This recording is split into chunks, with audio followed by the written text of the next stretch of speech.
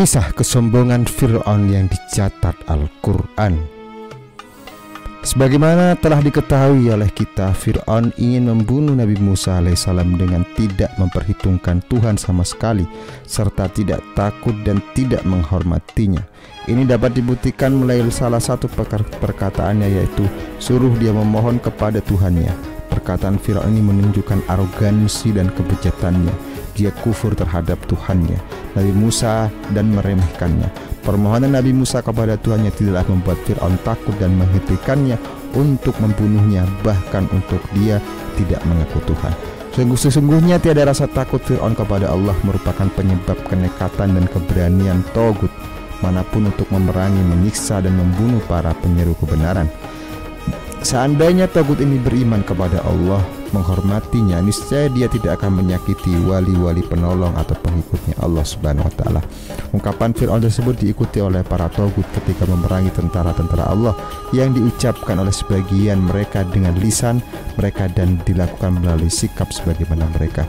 Ketika para Togut menyakiti para dai, menjebloskan mereka ke dalam penjara dan menyiksa mereka, salah seorang dan bermunajat untuk memohon pertolongan kepada Allah Subhanahu wa Ta'ala.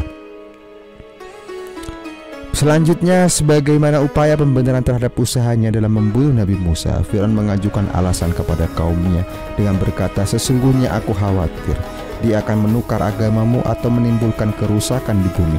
Setidaknya ada dua alasan mengapa Fir'aun menyampaikan hal tersebut. Yang pertama, untuk memelihara agama. Yang kedua, Nabi Musa adalah musuh agama, sedangkan Fir'aun adalah pemelihara agama atau orang yang mengaku dirinya sebagai Tuhan. Berikutnya, untuk memelihara stabilitas keamanan.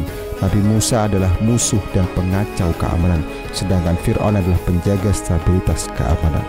Fir'aun yang kufur ini mengatakan kepada kaumnya, aku adalah Tuhanmu yang maha tinggi, dan juga mengatakan, aku tidak mengetahui adanya Tuhan bagimu sekalian selain aku.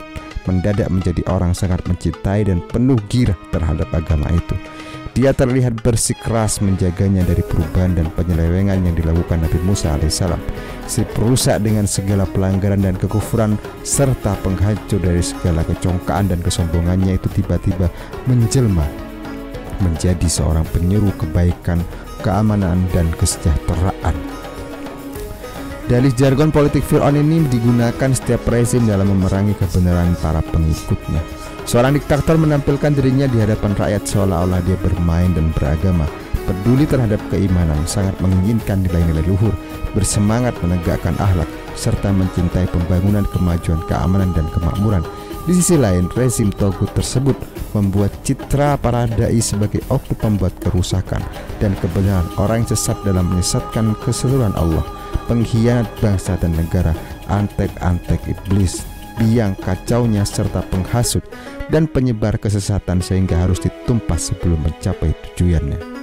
Sayyid Qutb dalam Filhal Al-Quran memberi pendapat atas dalil Fir'aun untuk membunuh Nabi Musa alaihissalam dan para Togut lain yang menggunakan dalil untuk memusuhi para nabi.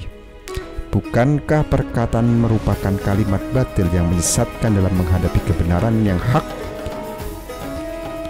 Ia merupakan salah satu logika yang akan berulang setiap kali berhadapan antara hak dan batil, keimanan dan kekufuran, kesalehan dan kejujuran sepanjang masa, dan semua tempat. Kisah tersebut adalah kisah klasik klise yang ditampilkan dari masa ke masa hingga saat ini.